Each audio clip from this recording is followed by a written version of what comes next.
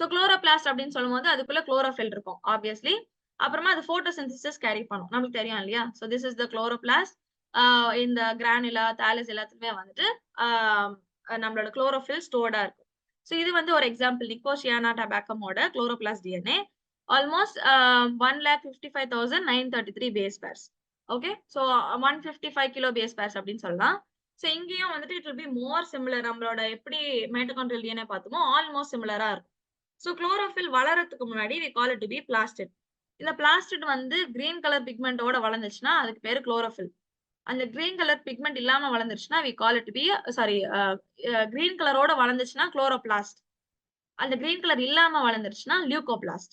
So chloroplast, leucoplast.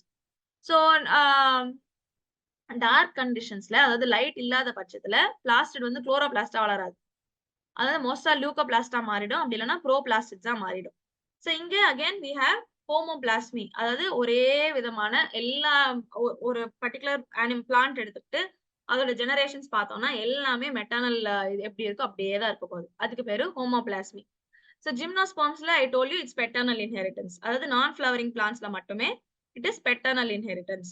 So இங்க வந்து genome size பார்த்துக்கோங்க 18,000 to 6 lakh பேஸ் பேர்ஸ். இப்ப நான் காட்டின எக்ஸாம்பிள்ல வந்துட்டு 1,55,000 பேஸ் பேர்ஸ் இருந்துச்சு. அப்புறமா it's a normal single double standard DNA. Okay, circular DNA. டிஎஸ்னா டபுள் ஸ்டாண்டர்ட், இந்த சி வந்துச்சுன்னா சர்க்குலர் டிஎன்ஏ. ஓகே, ஹைலி காயில்டா இருக்கும். ஹிஸ்டோன் புரோட்டீன்ஸ் எதுவுமே இருக்காது. அண்ட் ஆஸ் யூஷுவல் இதுல நான் கோடிங் புரோட்டீன்ஸ் ரொம்ப கம்மி. நிறைய காப்பீஸ் ஆஃப் இந்த குளோரோபிளாஸ்ட் ஜீனோம் இருக்கும். ஒரு காப்பி இருக்காது, நிறைய காப்பீஸ் இருக்கும். நம்ம எம்டிடிஎன்ஏலயும் அதுதான் பார்த்தோம் இல்லையா? நிறைய காப்பீஸ் இருக்கும். இதுதான் வந்து one example of chloroplast DNA. So ஒரு ஸ்மால் சிங்கிள் காப்பி ரீஜன் இருக்கும், லாங் சிங்கிள் காப்பி ரீஜன். ஒரு ரீஜனுமே ஒரு புரோட்டீனுக்கு தேவையான கோட்ஸை வந்து ப்ரொடியூஸ் பண்ணும். சோ நீங்க இந்த இடத்துல பார்க்கலாம் டிஎன்ஏ குளோரோபிளாஸ்ட் எப்படி இருக்கு அப்படின்னு. நல்லா ப்ராப்பரா இருக்காது, சும்மா அப்படி கசமசான்னு இருக்கும். சோ எப்படி இது இந்த செல்லுலார் மைட்டோகாண்ட்ரியா குளோரோபிளாஸ்ட் மூலியமா எப்படி வந்துட்டு இன்ஹெரிட்டன்ஸ் நடக்குது. So classical example Mirabilis jalapa. So இதுதான் மிராபிலிஸ் ஜெலாப்பாவோட லீஃப். இப்போ மிராபிலிஸ் ஜெலாப்பா லீஃப்ல 3 விதமான லீவ்ஸ் பார்க்கலாம். ஒன்னு வந்து கிரீன் லீஃப், ஒன்னு ஒயிட் லீவ்ஸ், இன்னொன்னு வேரிகேட்டட் லீஃப். வேரிகேட்டட் லீஃப் சொன்னோம்னா ஒரே லீஃப்ல ரெட் அண்ட் கிரீன் ரெண்டுமே இருக்கும். இப்போ நீங்க இங்க பார்க்கலாம், இது வந்து ஒரு கிரீன் லீஃப், இந்த இது, அண்ட் இது ஒரு ஒயிட் லீஃப். இது வந்துட்டு வேரிகேட்டட் லீஃப். இந்த டிஃபரன்ஸ் ஏன் வருது அப்படின்னா அந்த பிளாஸ்டிட் எல்லாமே குளோரோபிளாஸ்டா இருந்துச்சுன்னா கிரீன் லீவ்ஸ் வரும். இல்ல லியூகோபிளாஸ்டா இருந்துச்சுன்னா ஒயிட் லீவ்ஸ் வரும். ஒரே லீஃப்ல குளோரோபிளாஸ்டும் இருந்து லியூகோபிளாஸ்டும் இருந்துச்சுன்னா அப்போ we get a variegated leaf. இப்போ என்ன பண்ணாங்க, the experiment was green, கம்ப்ளீட்டா கிரீனா இருக்கிற பிளான்ட் எடுத்துட்டு they crossed with green, white, variegated. கிடைச்சது எல்லாமே கிரீன் தான். திருப்பி ஒயிட், எல்லாமே ஒயிட்டா இருக்கிற எல்லாமே லியூகோபிளாஸ்ட் இருக்கிற ஒரு பிளான்ட் எடுத்து திருப்பி அதை கிரீன், ஒயிட், வேரிகேட்டடுக்கு கிராஸ் பண்ணா திருப்பி எல்லாமே ஒயிட் தான். வேரிகேட்டட் எடுக்கும் போது திருப்பி அது கிரீன், ஒயிட், வேரிகேட்டட் போடும்போது மூணுமே வந்திருக்கும், கிரீன், ஒயிட், வேரிகேட்டட். ஏன்னா வேரிகேட்டட் செல்ல குளோரோபிளாஸ்டும் இருக்கும், லியூகோபிளாஸ்டும் இருக்கும்ல. அப்ப அது மைட்டாசிஸ் நடக்கும் போது சில லீவ்ஸ்க்கு கிரீன் மட்டுமே போயிருக்கும், சில லீவ்ஸ்க்கு லியூகோபிளாஸ்ட் மட்டுமே போயிருக்கும், சில லீவ்ஸ்க்கு ரெண்டுமே போயிருக்கும். சோ அந்த மாதிரி கேசஸ்ல வேரிகேட்டட் எடுக்கும் போது எல்லாமே கிரீன், ஒயிட், வேரிகேட்டட் 3 லீவ்ஸுமே இருந்துச்சாம். சோ நோ மேட்டர் நீங்க மேல என்ன பிளான்ட் எடுத்தாலுமே ஃபீமேல் எந்த பிளான்ட் எடுக்கிறீங்களோ அதோட எக்ஸ்பிரஷன் தான் வந்துட்டு அந்த F1 ஜெனரேஷன்ல இருக்கும். சோ ஃபீமேல் கிரீன்னா பிளான்ட் கிரீன், ஃபீமேல் ஒயிட்னா பிளான்ட் ஒயிட், வேரிகேட்டடா இருந்துச்சுன்னா 3 கலருமே வரும். ஓகே, சோ இது வந்து குளோரோபிளாஸ்டல் inheritance or chloroplast inheritance. So it's completely uniparental, அதாவது மெட்டர்னல். ஜிம்னோஸ்பர்ம்ஸ்ல மட்டுமே இட்ஸ் பெட்டர்னல் இன்ஹெரிட்டன்ஸ். இன்னொன்னு வந்து இன்ஹெரிட்டன்ஸ் பை எண்டோசிம்பயான்ஸ். இப்ப நம்ம ஸ்டார்டிங்ல என்ன பார்த்தோம், மைட்டோகாண்ட்ரியா குளோரோபிளாஸ்ட் ஒரு காலத்துல இப்படி இருந்துச்சு, அப்புறமா அது எண்டோசிம்பயாட்ஸா மாறிச்சு அப்படின்னு சொன்னா இல்லையா? இப்பவுமே சில ப்ரோகாரியோட்ஸ் வந்துட்டு இந்த எண்டோசிம்பயாட்ஸா வாழும். ஒரு கிளாசிக்கல் எக்ஸாம்பிள் வந்து காப்பா பார்ட்டிகல்ஸ் இன் பாரமீசியம். சோ இந்த காப்பா பார்ட்டிகல்ஸ் என்ன அப்படின்னா அது இன்னொரு பாக்டீரியா, அது ஒரு சிம்பயாட்டிக் பாக்டீரியா. அதோட பேர் வந்து சீடோபாக்டர் டேனியோஸ்பைராலிஸ். இந்த சீடோபாக்டர் டேனியோஸ்பைராலிஸ் வந்துட்டு பாரமீசியம்ல ஒரு சிம்பயாட்டிக்கா வாழும். இப்ப இது வாழும் போது என்ன ஆகும்னா இது வந்து கில்லர் ஸ்ட்ரெயினா மாத்தும். அதாவது இந்த சீடோபாக்டர் டீனியோஸ்பைராலிஸ் ஒரு பாரமீசின் அப்படின்ற ஒரு புரோட்டீனை ப்ரொடியூஸ் பண்ணும். அப்ப இது என்ன ஆகும்னா அதுக்கு சுத்தி இருக்கிற மத்த பாக்டீரியா இல்ல மத்த ஆர்கானிசம்ஸ் அது கொலை பண்றதுக்கான கேப்பபிலிட்டி அதுக்கு வரும். அதனாலதான் we call it to be a killer strain. Okay, so திருப்பி சொல்ற பாருங்க. இந்த symbiotic bacteria Pseudobacter வந்துட்டு it's going to produce something called paramecium. Okay, இப்போ இது மெயின்டைன் பண்றதுக்கு பாரமீசியம்லயே ஒரு ஜீன் இருக்கும். அதுக்கு பேரு தான் இந்த K gene. Okay, K capsule அதாவது கே டாமினண்டா இருந்துச்சுன்னா அப்போ அந்த அந்த பாரமீசியம் வந்துட்டு கில்லர் ஸ்ட்ரெயின் அப்படின்னு சொல்லுவோம். ஓகே, சோ நார்மலா இன் ஜெனரல் கேஸ்ல வந்து இந்த கில்லர் ஸ்ட்ரெயின் சென்சிட்டிவ் ஸ்ட்ரெயின்ஸை வந்து கொலை பண்றதுக்கான கேப்பபிலிட்டி உள்ளது. ஓகே, கில்லர் ஸ்ட்ரெயின் சென்சிட்டிவ் ஸ்ட்ரெயின்ஸை கொலை பண்றதுக்கான கேப்பபிலிட்டி உள்ளது. எதனால? பாரமீசியன் ப்ரொடியூஸ் ஆறதுனால. அப்போ நம்ம இங்க கே ஜீன் டாமினன்ட் அப்படின்னு சொல்லும் போது ஆப்வியஸா நம்மளோட அசம்ஷன் எப்படி இருக்கணும்? அதோட ரெசிசிவ் கண்டிஷன்ல வந்துட்டு it should be a sensitive strain. கரெக்டா? அந்த கேஸ் இங்க இருக்காது. இப்ப இங்க பாருங்க, இது வந்துட்டு ஒரு கில்லர் ஸ்ட்ரெயின். கே ஜீன்ஸும் இருக்கு, இந்த டாட் டாட் பிளாக்ஸ் இருக்கு இல்லையா, அதுதான் வந்துட்டு நம்மளோட காப்பா பார்ட்டிகல்ஸ். இது ஒரு சென்சிட்டிவ் ஸ்ட்ரெயினோட கிராஸ் பண்றாங்க, அதாவது கான்ஜுகேட் பண்றாங்க வித் லெஸ் தென் 3 minutes. 3 minutesக்கு அப்புறமா அந்த கான்ஜுகேஷனை இன்டரப்ட் பண்ணுவாங்க, பிரேக் பண்ணுவாங்க. சரி, நீங்க கான்ஜுகேஷனுக்கு விட்டுட்டு அந்த மீடியாவை எடுத்து குலுக்கி விட்டீங்கனாலே அந்த கான்ஜுகேஷன் பிரேக் ஆயிரும். ஸோ அந்த மாதிரி இன்டரப்ட் பண்ணிட்டு 3 minutesக்கு உள்ள இன்டரப்ட் பண்ணிட்டாங்கன்னா வெறும் நியூக்ளியர் எக்ஸ்சேஞ்ச் மட்டும் தான் நடந்திருக்கும். ஓகே, சோ நீங்க ஃபுல்லா விட்டீங்க அப்படின்னா இந்த காப்பா பார்ட்டிகல்ஸ் எக்ஸ்சேஞ்ச் ஆயிருக்கும். சோ இங்க பாதியில பிரேக் பண்ணும்போது நியூக்ளியர் எக்ஸ்சேஞ்ச் நடக்குது.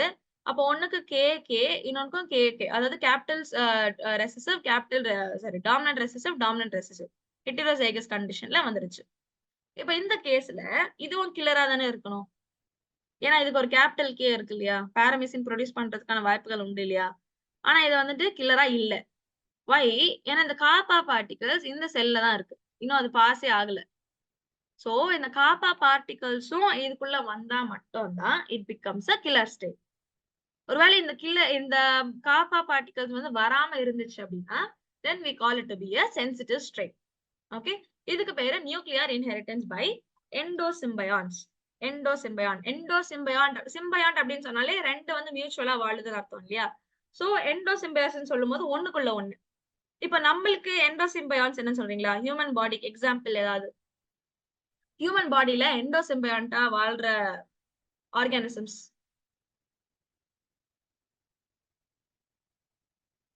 Any idea? நம்ம வந்து ஒரே சோல் ஆர்கானிசமா இல்ல நம்மளுக்குள்ள ஆர்கானிசம்ஸ் இருக்கா? Perfect. Microbes, cut microbes, E coli, Taenia சோலியம் கிடையாது மேம், அது ஒரு பாரசைட், அது நம்மள கொண்டு தின்னுரும். So bacteria correct. நம்மளுக்கு நிறைய கட் மைக்ரோப்ஸ் இருக்கு, வெஜைனல் மைக்ரோப்ஸ் இருக்கு. ஸோ இது எல்லாமே வி நீட் இட்ல. கட் மைக்ரோப்ஸ் இருந்தாதான் சில ஃபுட் வந்து டைஜஸ்டே ஆகும். லாக்டோஸ் இன்டாலரன்ஸ் எல்லாம் கட் மைக்ரோ ப்ராப்பரா இல்லைன்னா, இப்ப கட் மைக்ரோ ப்ராப்பரா இல்ல அப்படின்னா நம்மளுக்கு நிறைய கேஸ்ட்ரிக் ப்ராப்ளம்ஸும் வரும்.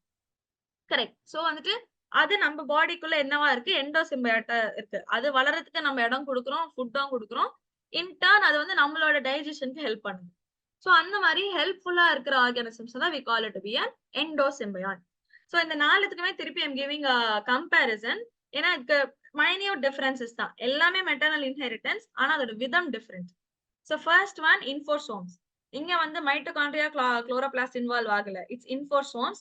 இன்ஃபோசோம்ஸ் அப்படின்னு சொல்லும்போது இந்த வார்த்தைகள் ஞாபகம் வச்சுக்கோங்க. Late translating mRNA molecules, inactivated rRNA, tRNA. Basically transcribe ஆகிருக்கும், அந்த mRNA இருந்திருக்கும், அதாவது அந்த mRNA tRNA rRNA இருந்திருக்கும், ஆனா அது ஃபர்தரா டிரான்ஸ்லேட் ஆகியிருக்காது. ஓகே, சோ இன்ஃபோசோம்ஸ் அப்படின்னு சொன்னாங்க, நீங்க கேட்டீங்க அப்படின்னா remember these 3 words.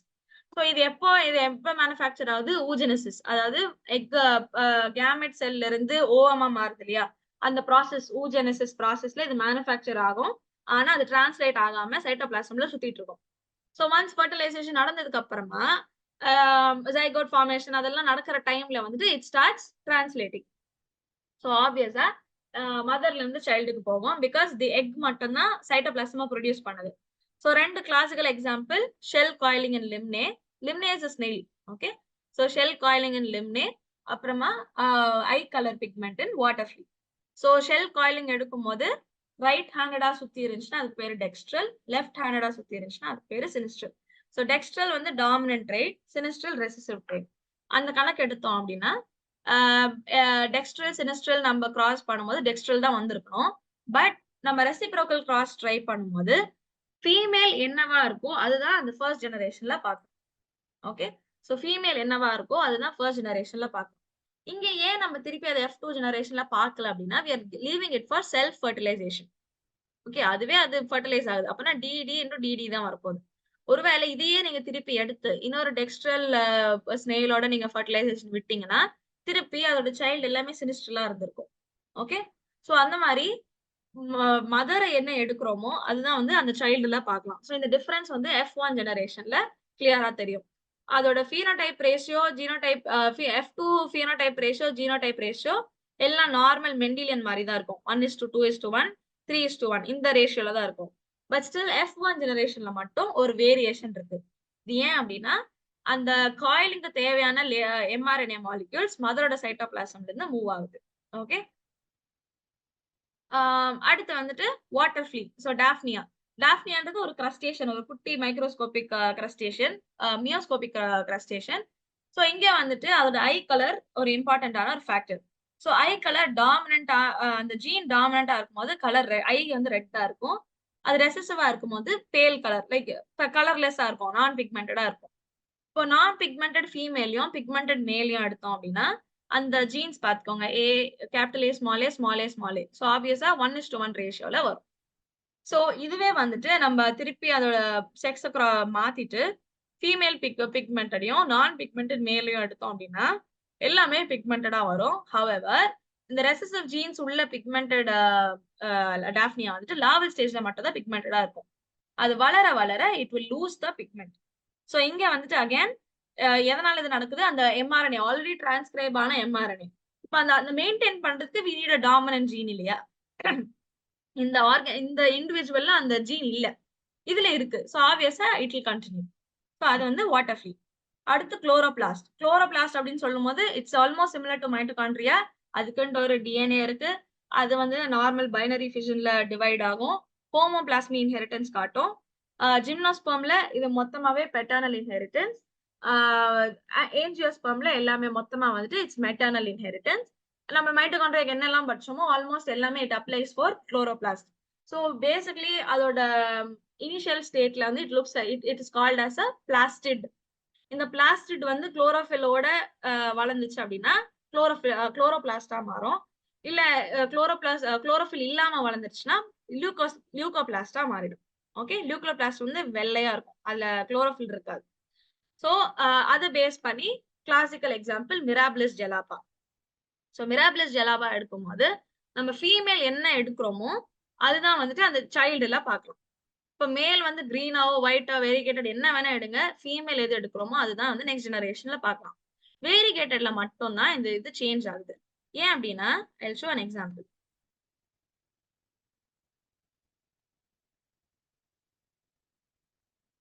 So imagine இந்த green dots எல்லாமே chloroplast.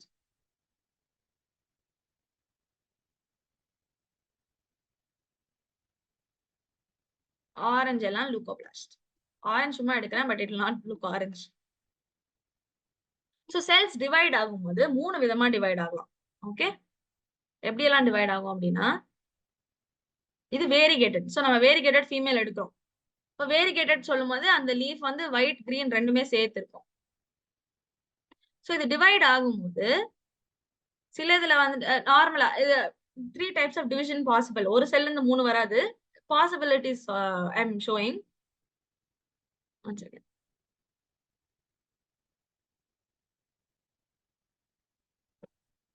சில இதுக்கு வெறும் கிரீன் மட்டுமே போகும். அப்போ அது என்ன ஆகும்? ஆப்வியஸா வில் கெட் கிரீன் லீவ்ஸ். சில இதுல வந்துட்டு கிரீன் ஒயிட் ரெண்டுமே போகும்.